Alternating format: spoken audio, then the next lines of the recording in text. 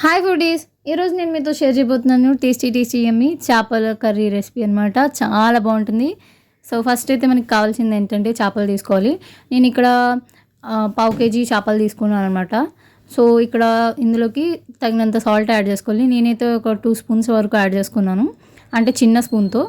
పసుపు, తర్వాత 2 నుంచి 3 స్పూన్ల వరకు కారం యాడ్ చేసుకోవాలి, మీ స్పైస్ లెవెల్కి అకార్డింగ్. తర్వాత 1 స్పూన్ ధనియాల పొడి, 1/2 స్పూను గరం మసాలా, తర్వాత 1 స్పూన్ వరకు అల్లం వెల్లుల్లి పేస్ట్ యాడ్ చేసుకుంటున్నాను. వీటిని మంచిగా మసాలాలు పట్టేటట్టు మంచిగా అప్లై చేసుకోవాలన్నమాట ఫిష్కి. తర్వాత ఒక 2 నుంచి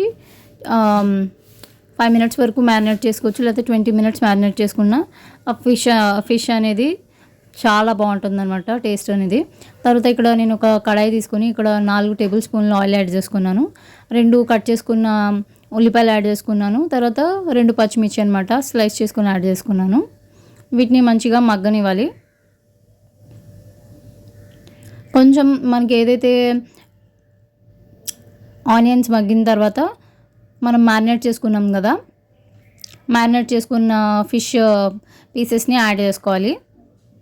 ఫిష్ ముక్కల్ని, చేప ముక్కల్ని ఇలా యాడ్ చేసుకొని ఈ విధంగా కొంచెం మగ్గనివ్వాలన్నమాట.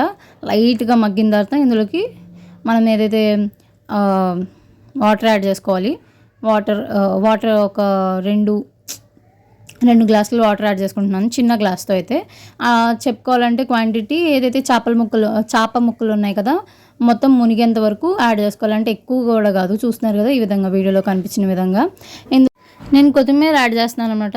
సో చేప ముక్కల్ని ఎక్కువ కదపకూడదు, కదిపితే చేప అనేది సపరేట్ అయిపోయి మొత్తం ముళ్ళులే ఉంటాయి.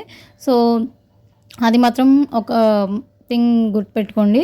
సో మంచిగా చేప అనేది ఉడికిన తర్వాత స్టవ్ నుంచి ఇలా తీసేసుకోవచ్చు, చేప అనేది ఉడికిన తర్వాత. సో ఒకవేళ వీడియో నచ్చితే లైక్, షేర్, సబ్స్క్రైబ్.